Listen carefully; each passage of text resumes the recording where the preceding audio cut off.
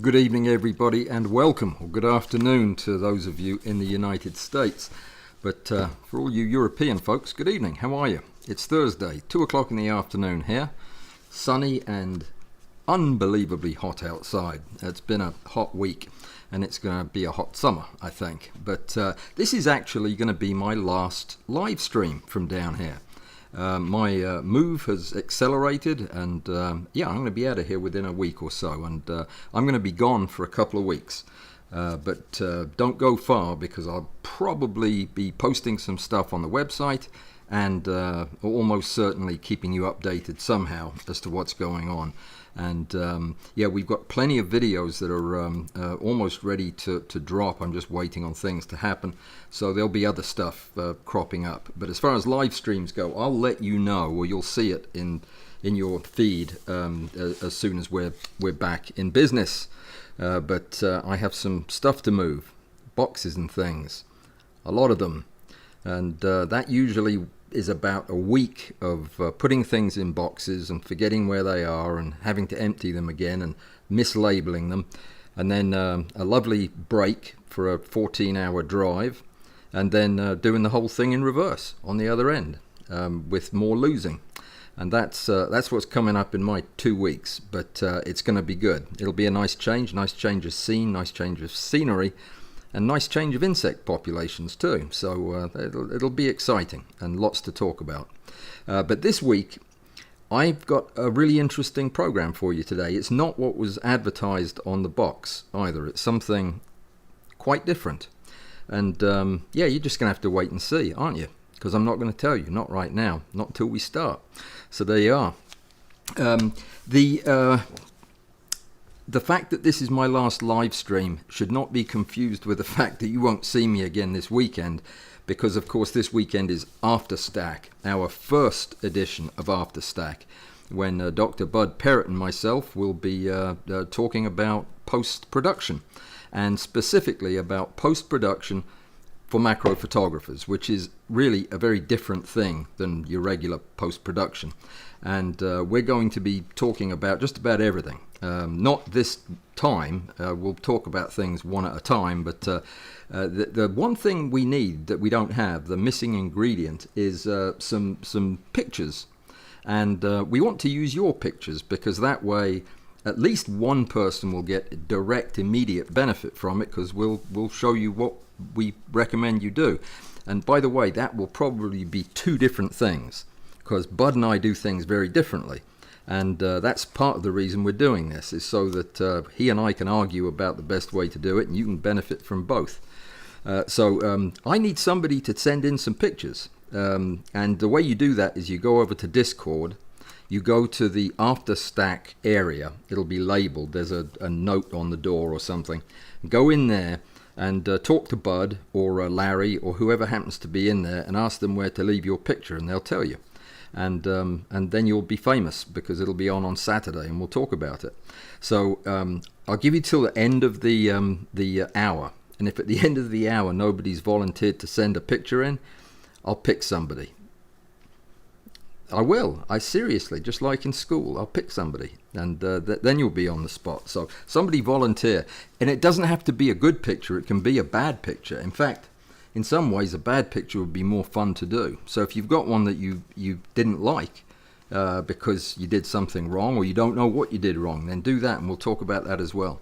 So that's coming up on Saturday, 10 o'clock in the morning. It's free. It's open to anybody who wants to come, but it is a face-to-face meeting. So it's a Zoom call. You get to talk and talk back and communicate with us. Remember, if you do this, you are accepting the fact that you are going to be in a YouTube video from now until the end of time. So that might not be that long, but the point is that you can't come on and chat with us and then be surprised when you show up in the video, because that's the way these things work.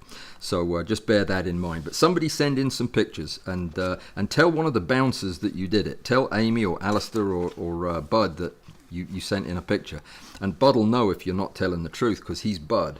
It's the same Bud, you see. Okay, all right. And I already told you about the move, and that I'll be spending the whole week with my team of volunteers. Thank you all. It's just me, actually, but I wanted to throw in the thanks there. And I said that last time I did this move, I told you I was moving on Thursday and I'd be back in the saddle by Monday or something, and I'm not doing that again, that over-optimistic thing. It was just disappointing to me as it was to you. But I will keep you posted. All right. Let me see. There was one other thing I wanted to tell you about. There's not much in the way of headlines really right now.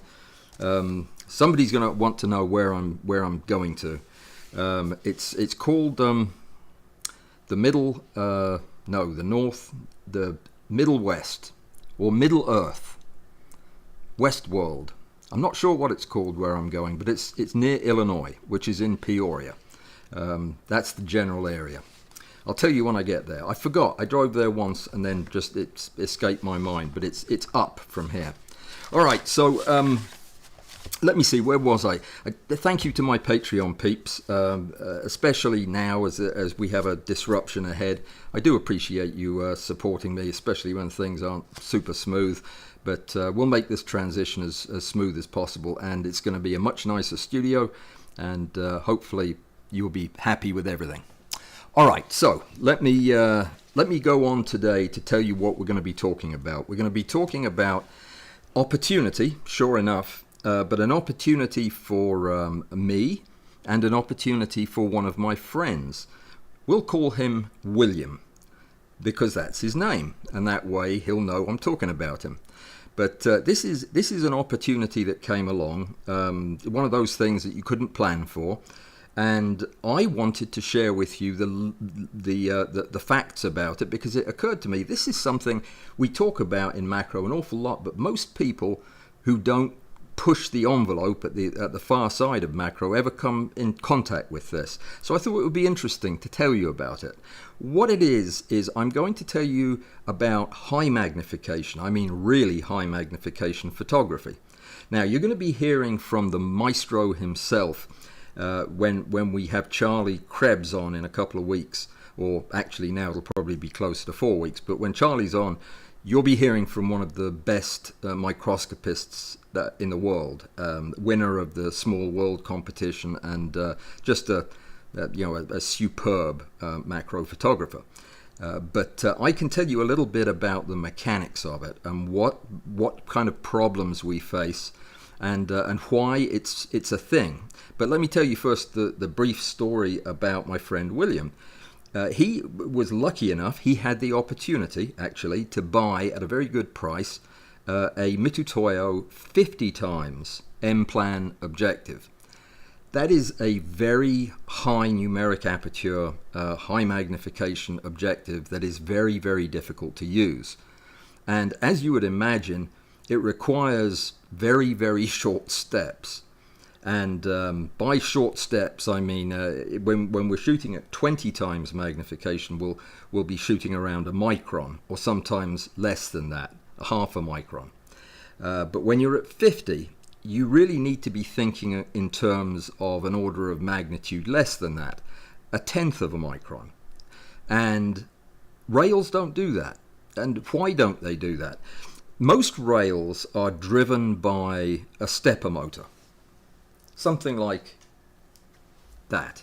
In fact, they look a lot like this, because this is one. And these things, most of the ones you buy off the shelf, take 200 steps to make a full rotation. So the shaft will turn once all the way from 12 back to 12 in 200 steps. And that 200 steps will move the carriage on your macro rail about a millimeter, let's say. It is a millimeter for many rails. It's a bit less for more precision things, but we'll say a millimeter. That means that if you are having 200 steps is moving you a millimeter or 1,000 microns, that means your step length can only get down to 5 microns. So how do some of our stepping motors get our rails to move half a micron? Well, that's because stepper motors don't have to turn in full steps. they can be programmed to stop halfway between a step and another step. Indeed, you can program them to stop at any interval of half within that range. So you can get them to step at 1/2 or a quarter or an eighth or a 16th or a 32nd or a 64th, and in some instances you can get a stepper motor to take 1/128th steps. Now they're really small, but if that's the case, that's all you'd have to do, right? Just micro step your regular stepper motor and slap the rail on it and you're good to go.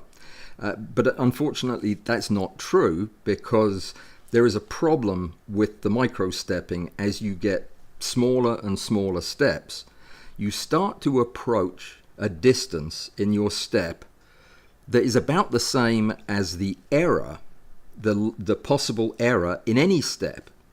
Because whenever you have a mechanical system, it's inexact at the interface between the turning shaft and the moving carriage. There's wobble in there, there's air, there's play. If there wasn't play, the two pieces would be locked together and they couldn't turn.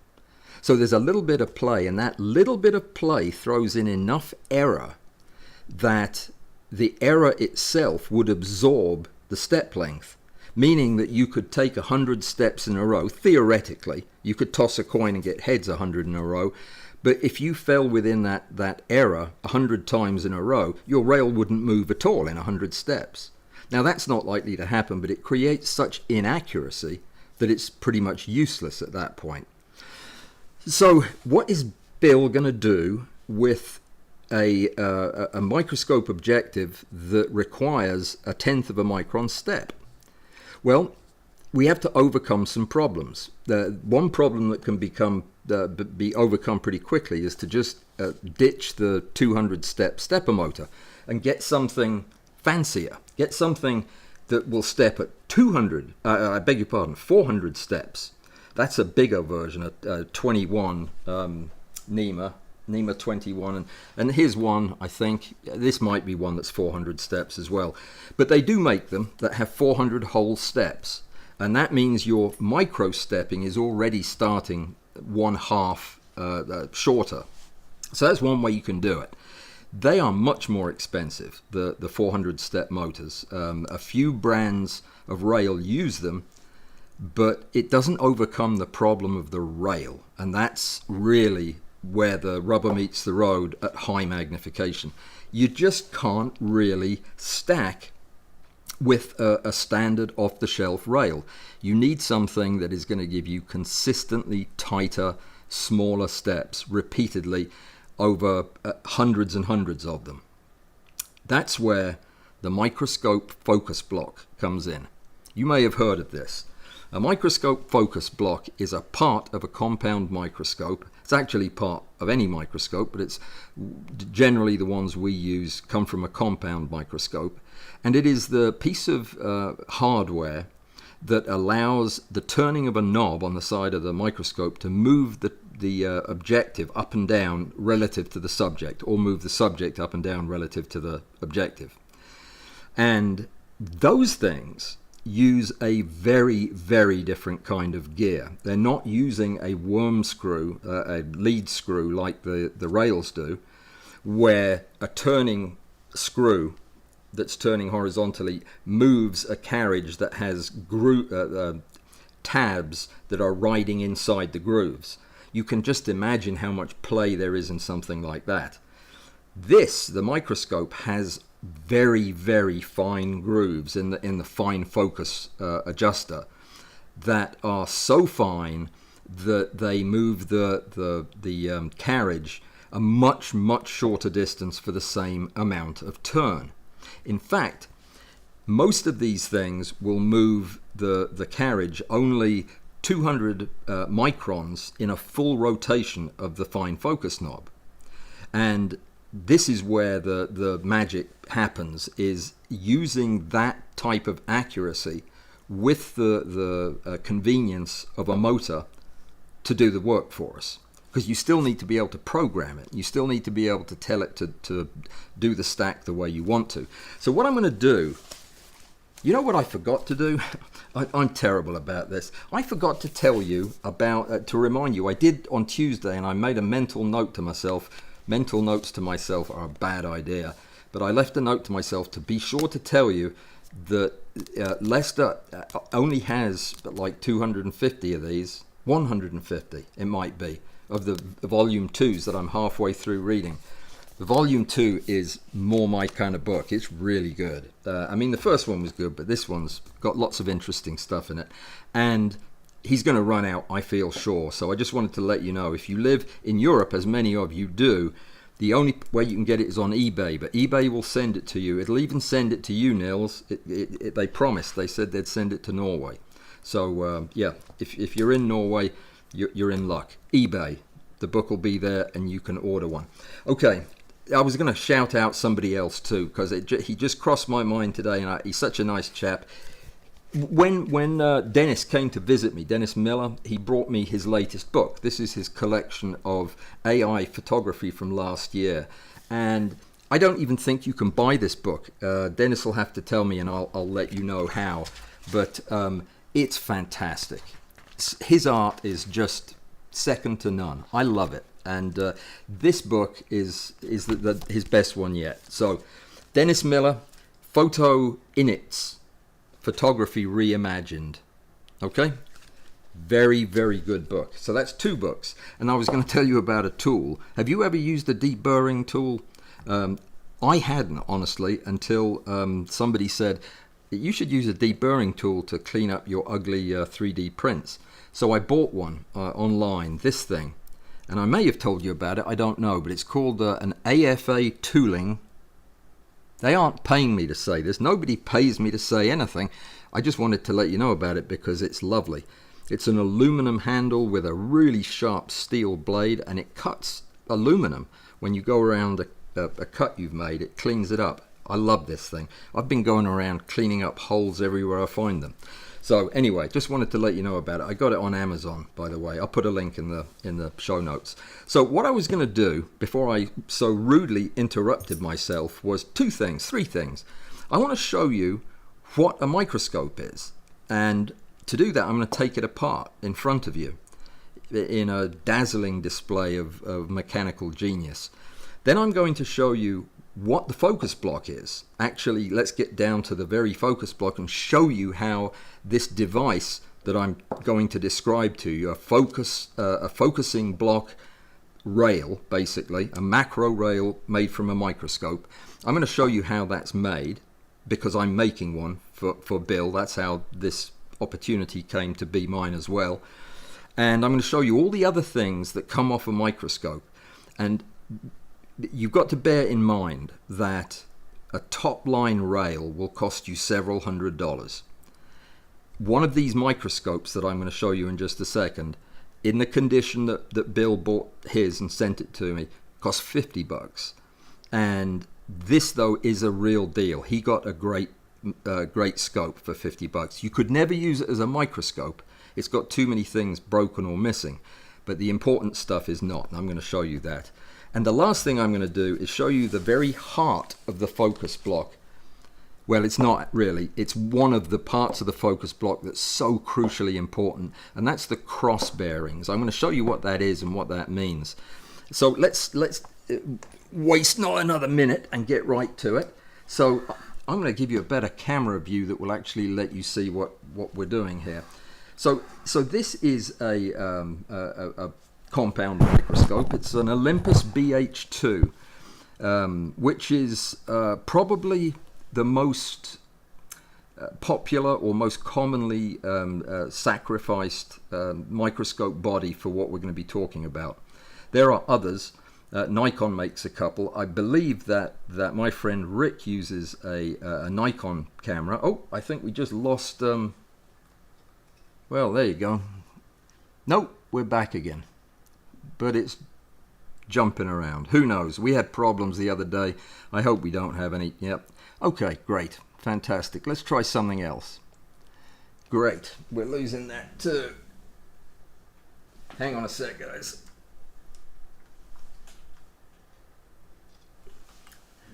All right. Yeah, this is now This is now looking through the, let me see if I can get it to focus, the Z.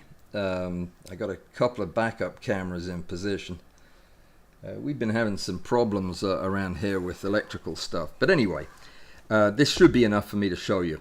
The parts of the microscope are the substage, which usually holds all the electronics, the boards and everything that control the lighting. There's not that much electronics in it. There's a transformer and a bunch of wiring, some transistors and a light, and there is a diaphragm usually in this, and that's broken. That's one of the things that's missing. Above it you have the condenser holder. There is no condenser on this microscope, but that normally conditions the light for transillumination before it goes through the subject. One of the most exciting things that this microscope had that they usually don't when you buy them in this condition for parts is it has a completely working stage, a two-axis stage that is for moving the slide around when you're viewing it through the microscope.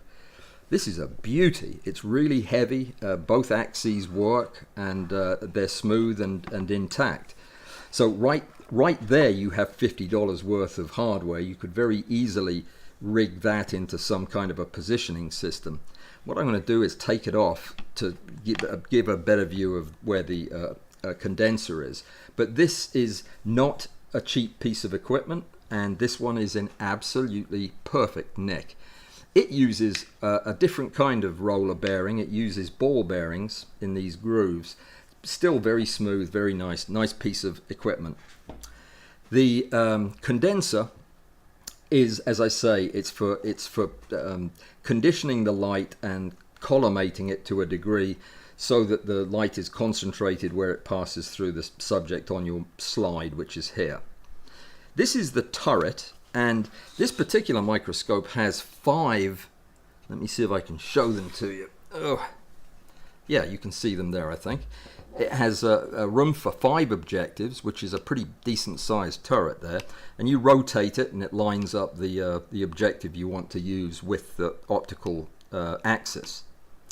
And of course, from the optical axis it goes north into the eyepiece, which you can't see unless I try something risky here. Let me try this. This is me using my Benro 3-way gear head to try to improve the angle a bit. I probably should focus it as well. The optics are never available with these devices. When you buy them like this, it never comes with objectives that I see. You never get eyepieces with it, and you never get a condenser. But that doesn't matter, because this is full of other goodies in here. There's some gearing in here and some prisms, all kinds of stuff that you can play around with. This also comes off, and we're going to be taking parts off of this just to get them out of the way so I can show you the important stuff. But this is full of interesting stuff. Let me just try the other picture. No, I don't know what the problem is, but yeah, phone's dead completely for some reason. Not to worry, we'll go back to this one so you can see that the side of my face at high magnification. So let's get back to the optics. The tube lens,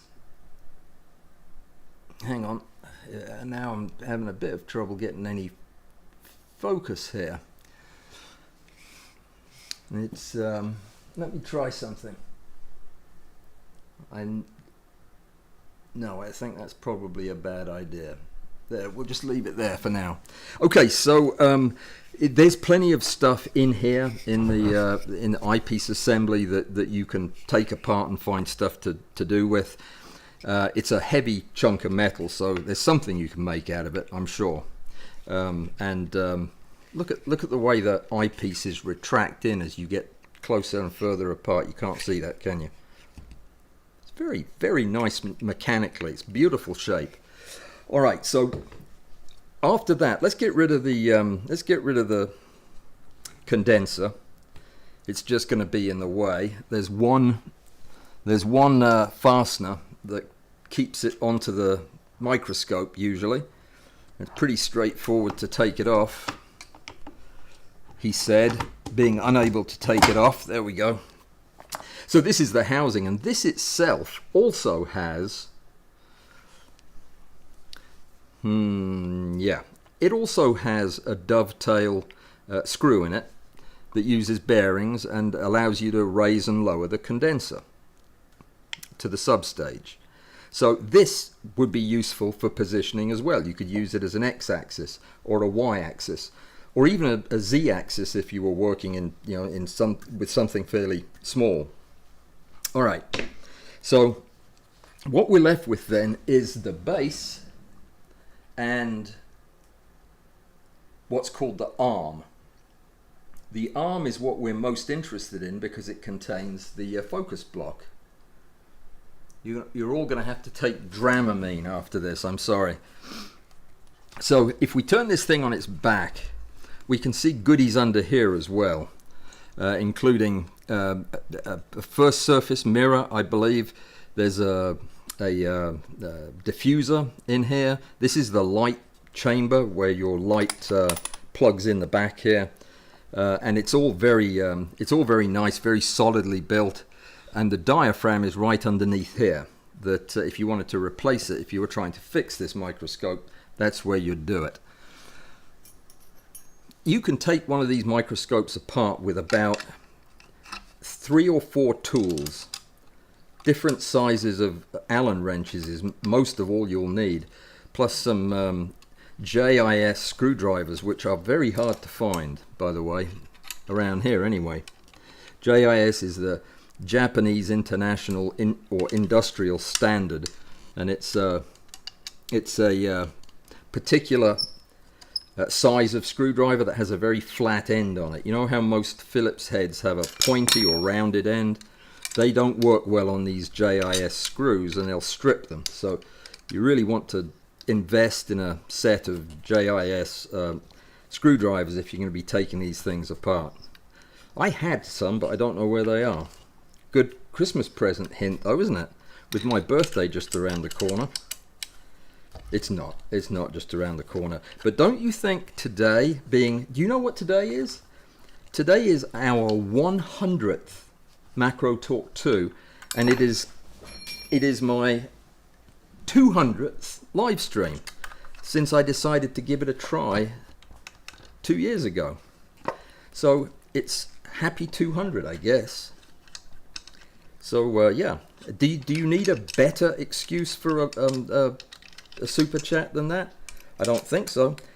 What if I told you how much it's going to cost to fill up the gas tank on a 27-foot moving truck? That wouldn't help, would it? Okay, I didn't think it would. I just thought I'd check it and see. So who's here today? I can't look up because I'll drop this important piece of glass and metal on the floor.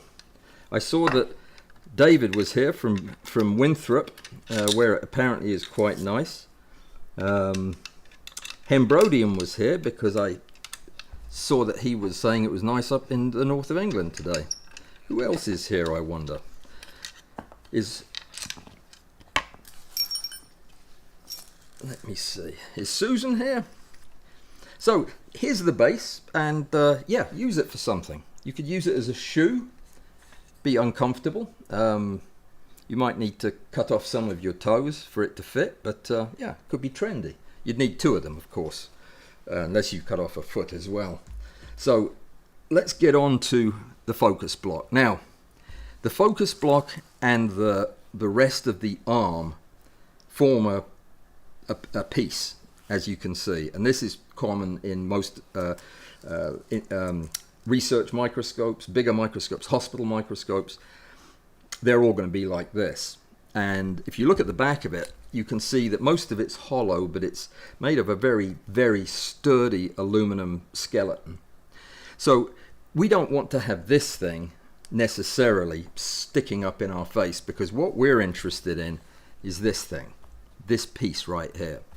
So what I am going to do, possibly this afternoon, because it's cooled off to well under 100 now, is cut this off. And I like to just use a hacksaw and do it by hand. You can't see that line because of the light. Now maybe you can. So I'll cut it off like this because I want to use it with the focus block at the front so that my objective can sit out in front of the rig. What we're going to do is mount a quick release plate. That's the lock, by the way. I'm moving that out of the way. The quick release plate is going to mount directly onto here, and I'm going to add a couple of holes in here and mount a nice high quality, probably a really right stuff quick release device that will ride here and be the seat for the microscope, the tube system, the bellows, whatever you're using. It'll usually be a tube system at this magnification. It'll be a lot like a microscope. That will be mounted here. Now, I can tell you that this is a very smooth, easy turning coarse focus adjustment, but it's not perfect. It has a little bit of, not grab exactly, it feels a bit muddy, not quite as responsive as I'd like it to be. So I am going to take this apart and clean it and then put it back together again, because inside here are the very sensitive cross roller bearings that make this whole thing behave the way it does, which is in a highly precise way. In fact, what we might do is, hang on a sec, let me show you what I'm talking about a bit better. What we might do is pause and take a look at what a crossed bearing is before we go any further with this. That's what we'll do. When we talk about crossed roller bearings, we're talking about a type of bearing that is extremely low friction, very smooth, yet very stable, not allowing a lot of side-to-side wobble like ball bearings will do as they age. This was clean when I started today because I vacuumed it. So a cross bearing consists of tiny little cylindrical bearings that are that's going to be hard to see. If I don't hop note, you'll never see that. It's out of focus. They look like tiny fat cans of soup that are silver. And to use them, you really need to have a pair of tweezers because they're once these are cleaned, these ones are cleaned and I'm putting them back in, I won't be touching them. I won't be getting any human oil on them. But the point is, and I don't know if you're going to see this, maybe you can, that the bearings are crossed alternately, meaning one of them is on its edge, one of them is on its side. One's on its edge, one's on its side, one's on its edge, one's on its end, one's on its side. And there are 3 pairs of them like that. Then they're separated by either a nylon or a steel spacer that keeps these apart. And then you have an identical grouping. Actually, somehow I got an extra bearing in there. Now, that is one half of the bearing. This is the piece that fixes to the microscope. And in this one, you won't actually, well, you will see it. This piece is this, right there. So the piece we're going to be looking at next is this piece. It is the focus block that we'll be taking out of this microscope. And you can see it has a groove of its own that corresponds to the one we've just put the bearings into. And this is the cool part. It uses these metal guides to accept the bearings in only one orientation, and it causes the maximum amount of contact to keep everything from wobbling. These just simply lay in the groove in a V shape like that. And then this V goes on top of that V on either side. I have to stick my tongue out to do this, so I can't talk. Yeah, there. When you get the 2 bearings, 2 sets of bearings in there, you end up with a really incredibly smooth, consistent travel with no side-to-side wiggle or rotation. And that, coupled with the fact that the gear is so fine inside the actual focus mechanism itself, that this is able to accomplish those 1/10 of a micron steps, provided you give it the right motor. So that's what we're doing. That's what this project is all about. And I always hate when I put cross bearings together like this. I hate to put them down because they're going to fall apart. And yeah, that's just part of the deal. So what you do is the bearing block comes off. It comes out of this just like it did on that one. But I'm not going to take them out just yet because I'm not quite ready. There are a couple of screws in here that will allow you to slide the whole mechanism out. And this will need to be taken apart, and all of this dirt and dust that has got in through the bottom of the scope will need to be cleaned out from the bearings. And then there's some controversy about whether you should re-grease these or not. Some people believe that it is the grease that causes the problems after a few years, that the grease holds the dirt and causes the inaccuracies. But what we're going to do is get it as clean as possible and then reassemble it into this configuration, though without this piece here. This will be redundant. I'll make a cap of some kind to put over the end here so it looks nice. This piece will be bolted to a board, and a substantial board. I was going to show it to you, but I'm making it out of 6 sheets of plywood sandwiched together into one block of plywood that's really going to be resistant to twisting. And this will be mounted with heavy bolts to that. And then the pièce de la résistance, what makes this so effective, is this. And it is the prerequisite for a focus block stacking device.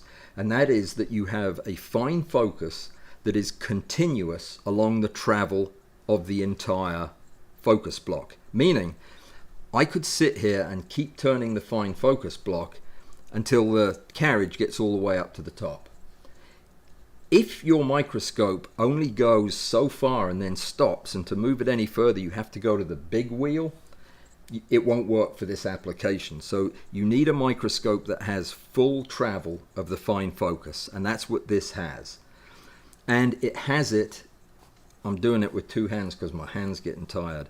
It is so smooth and so effortless to turn the fine focus because this is geared down so much, there's essentially no torque required to turn this.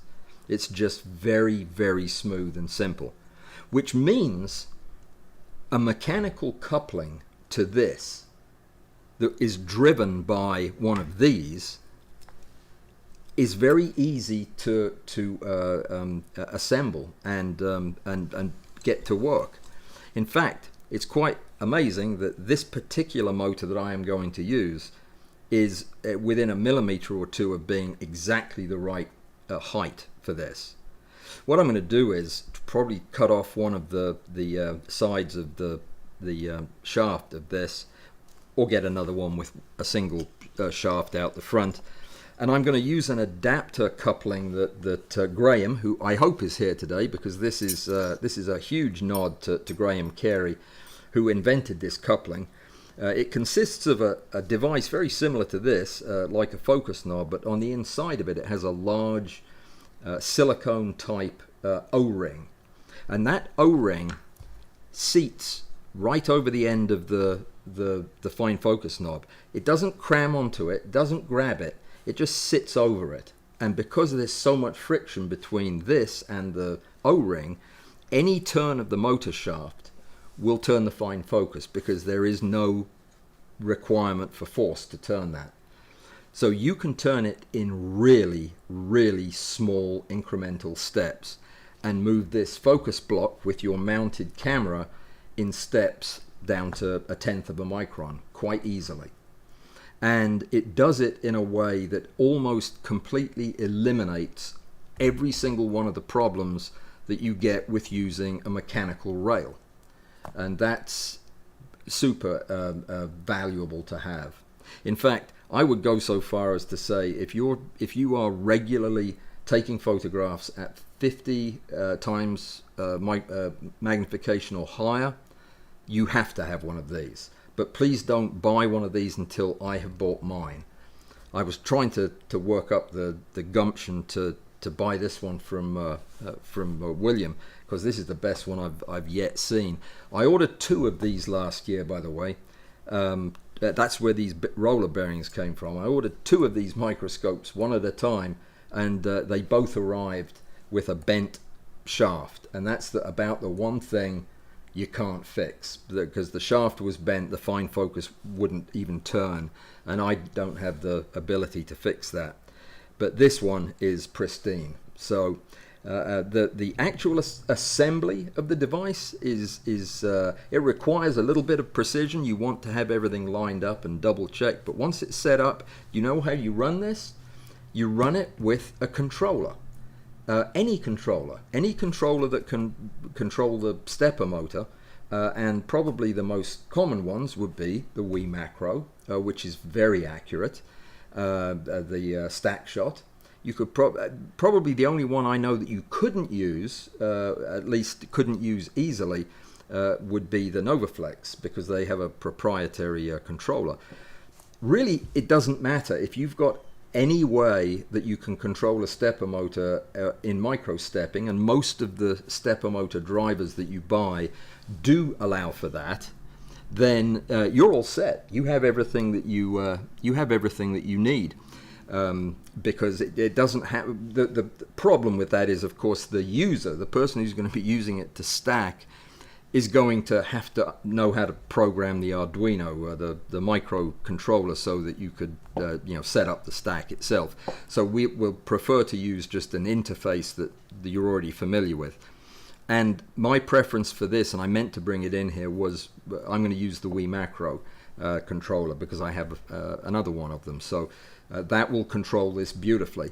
The only difference is that when you tell the thing to go one step, it's going to think you're telling it to go 5 microns, but you'll actually be telling it to go, what, 0.05 micron,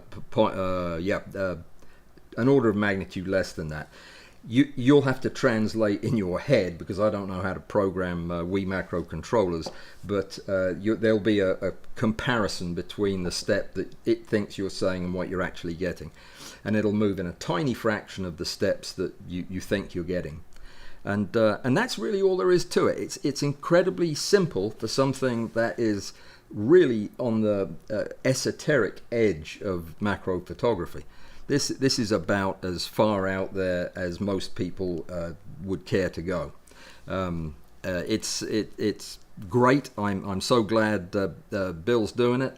I plan on getting mine set up here in the near future, as soon as I can find a microscope this nice. They're just not easy to find. So what do you guys think? I see there are a bunch of questions, so that means usually I've either got lettuce between my teeth or I said something wrong. Let me see.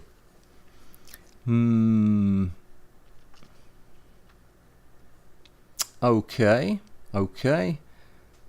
You got a good evening. That was Alistair, and Bud's here. Fantastic. And Nick was chatting with Bud, and let Alan know I ordered Lester's books earlier this week and want to frame the message I received through eBay from Lester. Well, there you go. He's a funny guy. You're going to love this guy to death. His book's great, and he's a character.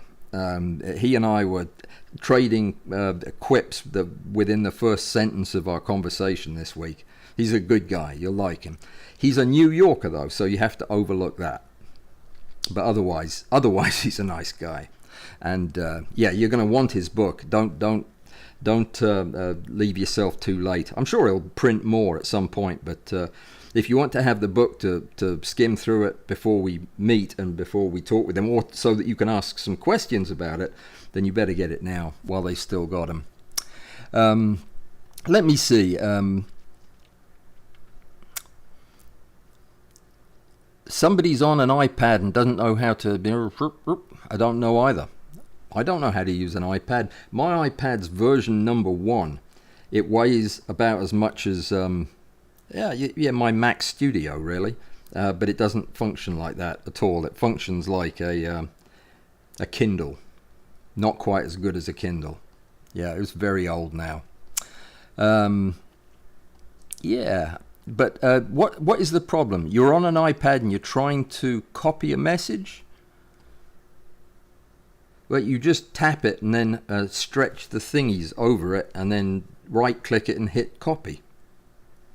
Yeah, or save. Either. Yeah, I think that's what you do.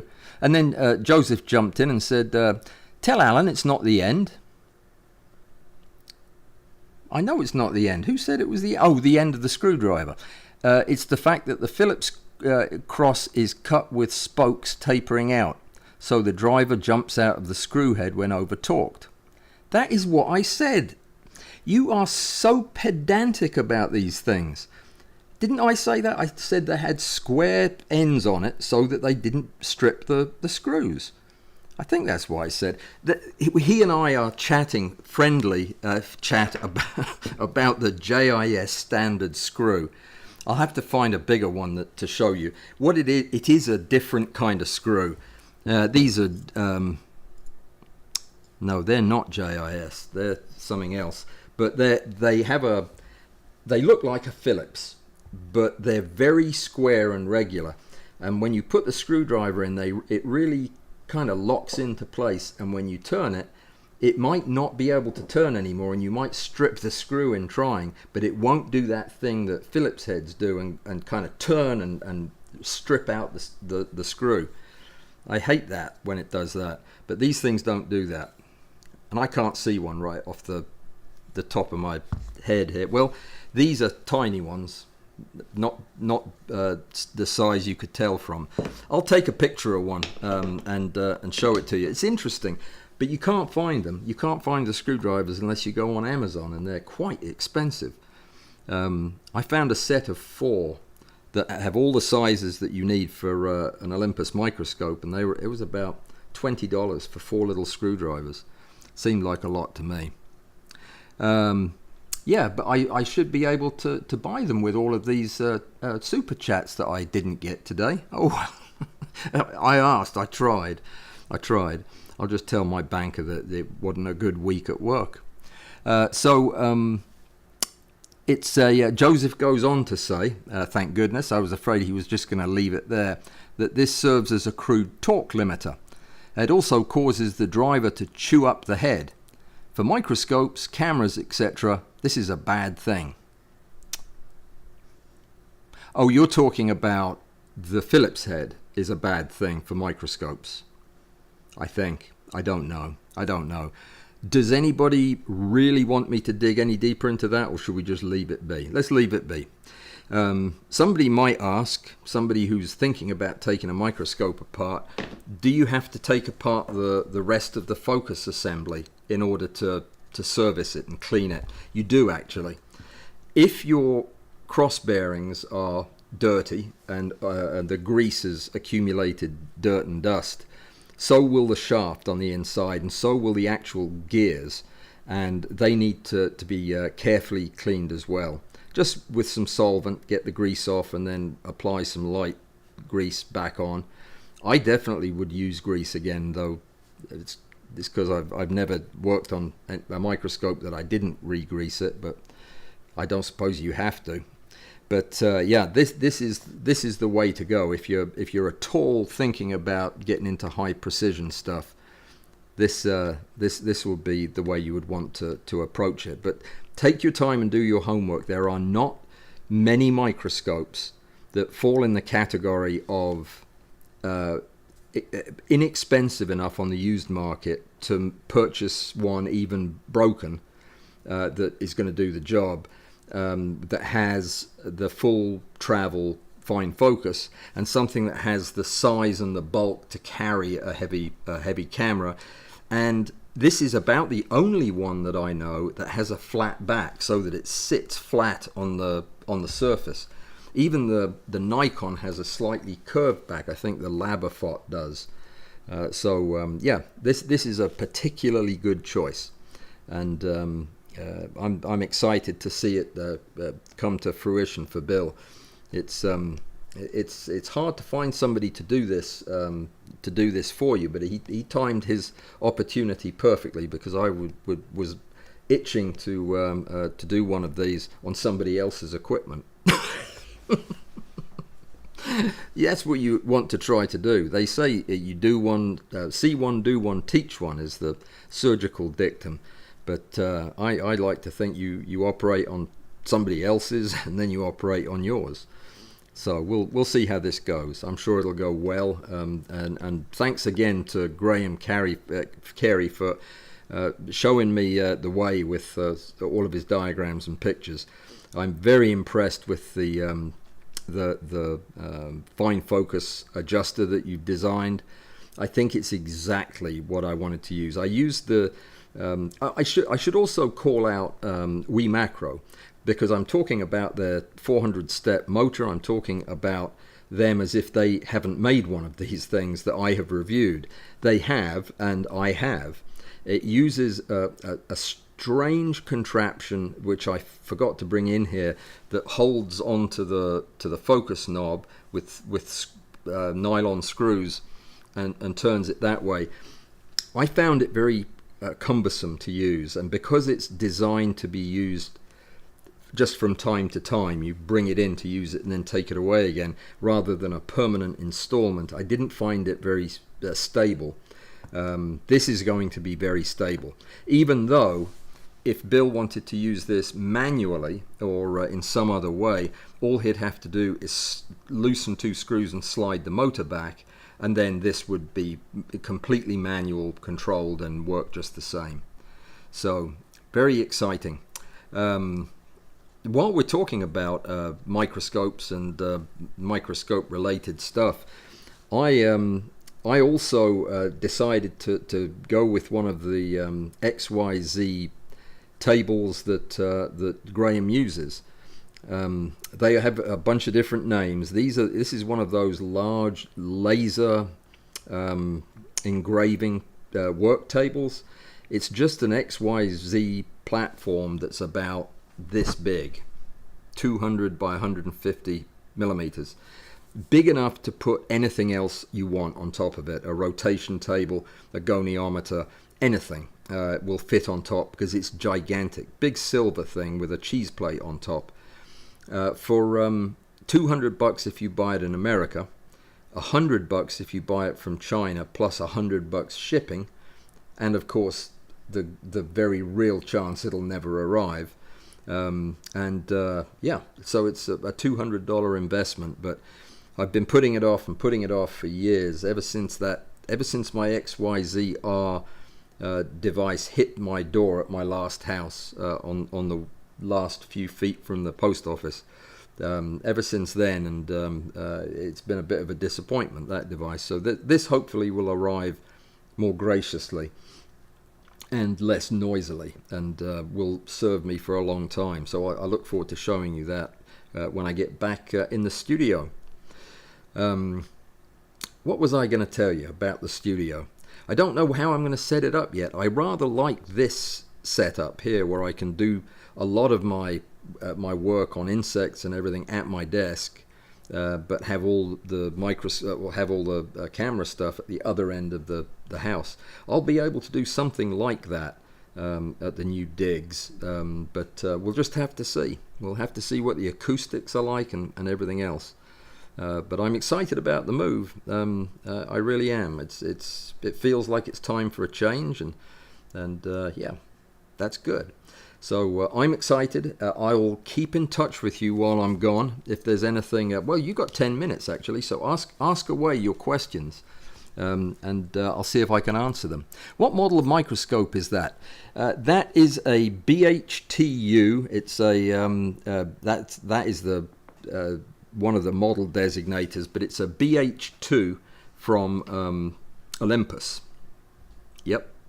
Very, very common in hospital labs, and really research labs, universities, everybody has got BH2s sitting on the table, and they are better documented, I think, than any other microscope I've ever seen. This is the 450 individual instructions for cleaning one of these things. And this is just readily available online. It has pictures on every page. If somebody wouldn't mind jotting this down in the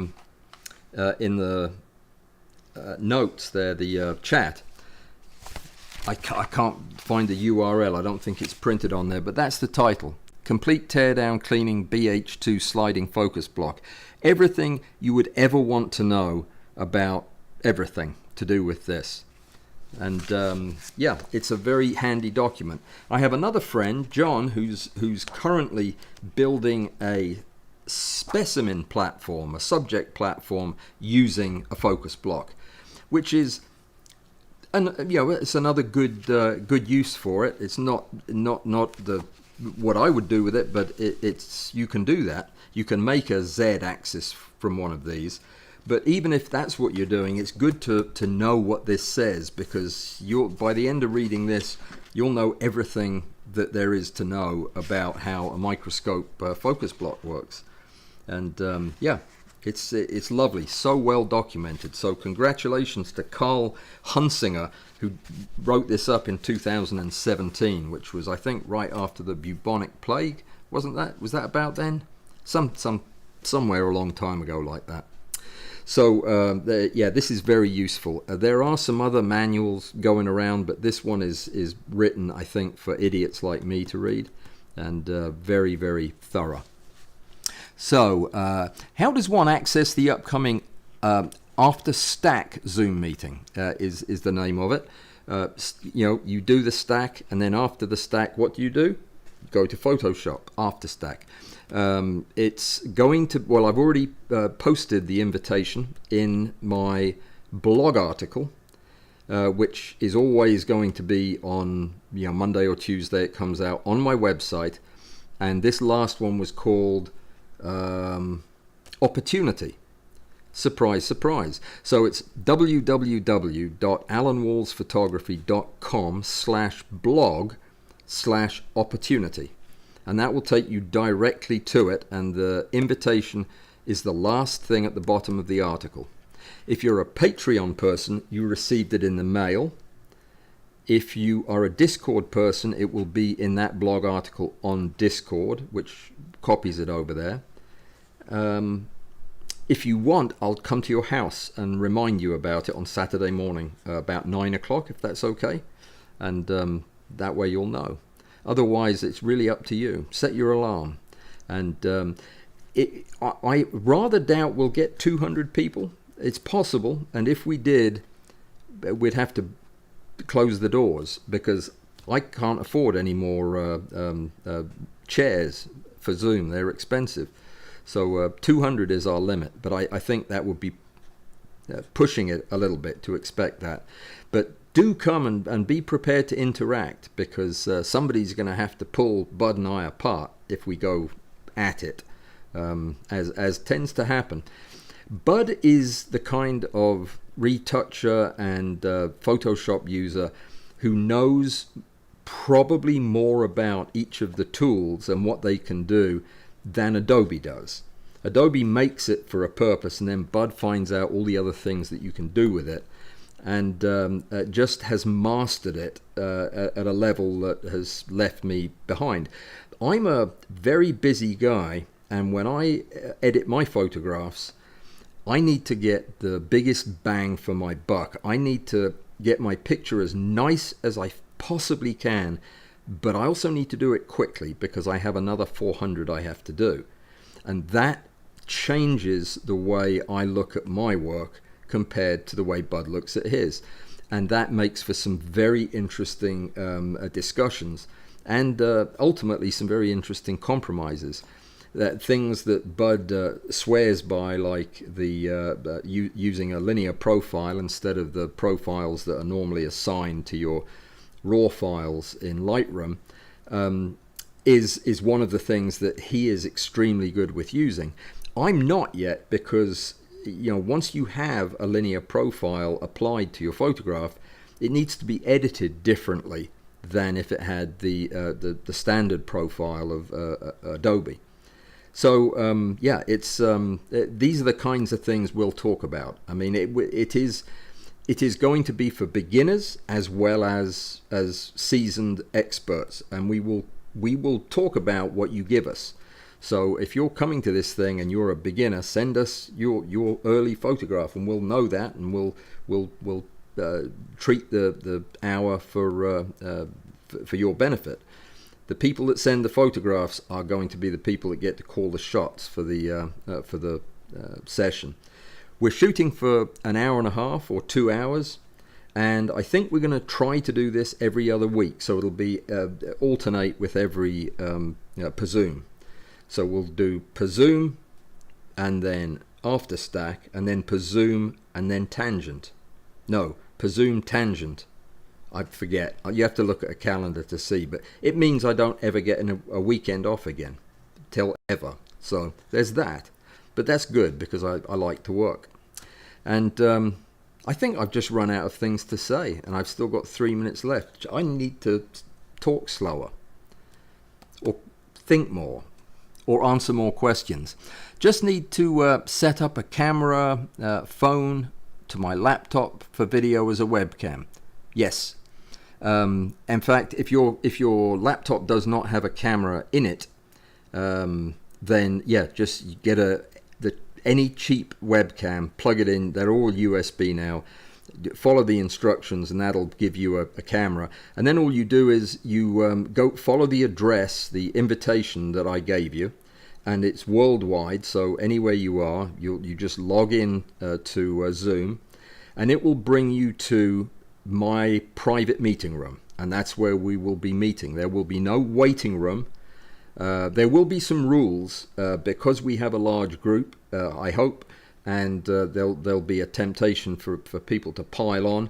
We're going to ask that you keep your microphones silenced until you have indicated that you want to join in or talk or say something. There's a button you press that says I want to say something. I'll see that and I'll bring you in. But we don't want everybody chattering. The worst thing is when somebody walks in the room and a person starts having a rather intimate conversation with them, and the whole thing's recorded on Zoom, because then I have to edit that out. So it's best to just keep it off until you need it. If you want to come on and enjoy the show but do not want to be famous by being on television, then come on and leave your microphone and camera off the whole time. I will set it up so your name doesn't appear, but most of you use fake names anyway on these accounts, so nobody would know who you were anyway. But yeah, if you don't want to appear on YouTube, don't press the turn the camera on button, because that's going to expose you to the world. Okay, let's see. Let me see. Want to buy one product for insect eye resorting and cleaning. Which one, Decon 90 or Croyle? Well, you should ask that question on Saturday morning, because I think you'll get two different answers. Croyle has amazing properties as an eye treatment for, in my opinion, healthy but slightly dirty eyes. It cleans them up. It makes them look great. I'm going to show you one, which is why I'm talking slowly here. Let me just find it. It really makes the eye shine and look natural. In fact, I'm going to show you a bad eye, because that just happens to be the one that I opened first. I'm going to put this up as soon as it, here it is, as soon as it pops up. So hang on just a sec. This is an eye that I treated with Croyle the day before, and I probably shouldn't have done. Hang on, let's see if I can get it to enlarge a bit. All right. Hang on, I just opened about 50 other windows by accident.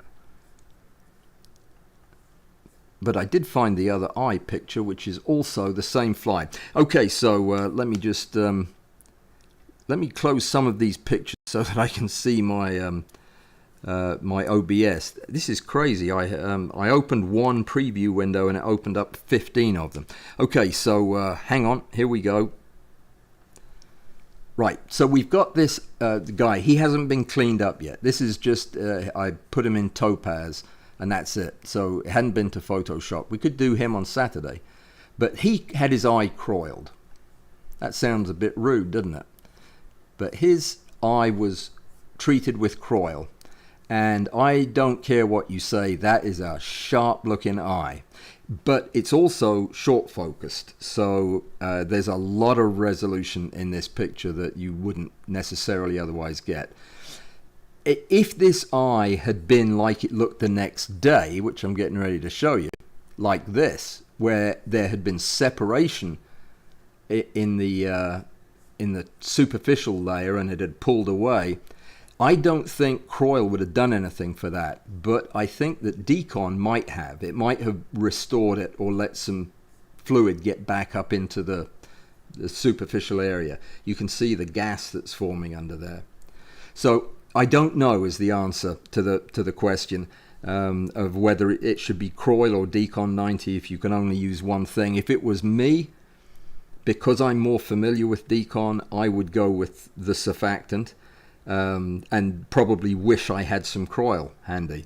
But yeah, I don't know that Croyle's proved itself to me as a cleaner. Bud would probably disagree with that because he's been using it for a year. I've been using it for a month. And yeah, we'd have to see what he had to say on the subject. I bet he'll talk about it on Saturday if you ask him. But yeah, so it's like anything. There's no magic bullet for insect eyes. Different species, different responses, different chemicals, different looks. I mean, it's going to depend on so many factors. The answer, of course, is you probably need to get both. But you can split a can of Croyle with 50 other people and still never use the bit you have left. Let me show you how I prepare a brush with Croyle. Let me knock over my camera first. So this is much bigger than the brush I use. And my Croyle's in the other room. I'm going to pretend Croyle it. We'll use a super glue bottle instead, but my Croyle is in a little plastic bottle like this. And it's pink, and when I use it to loosen nuts and bolts and what have you, it leaves a tiny bit of residue in the groove at the top. I take my brush and I wipe it in the groove like that, and my brush has 1/10 of the bristles that has on it. So I wipe it on the bit of oil that's left over, and then I squeeze it out and I dry the thing with a cloth. That's it ready to use. That's how much Croyle is on it when I start brushing the eye. Not enough to even know there's any on there. It is so, it has no resistance to flow. As soon as the molecules hit something, they're all over it. So you use a stupidly small amount and just gently brush it on and it goes everywhere. And that's the result. I mean, that eye is as good an eye as I can shoot, and it was done on a dirty old fly I picked up off the garage floor. So yeah, it's good stuff, but so is Decon 90, and we are 2 minutes out of time. I've got to go because you know what I've got to do? Pack an entire studio. Oh, and look, the volunteers are all here to help, so I'd better go let them all in. There are no volunteers, it's just me. It's just me, so I've got a lot to do. Take care, everybody, and I'll be in touch. And yeah, if you need me urgently, you're out of luck because for the next 2 weeks you won't see me, except one way. All right, take care, stay safe, and be well. Have a great weekend. Thanks, everybody.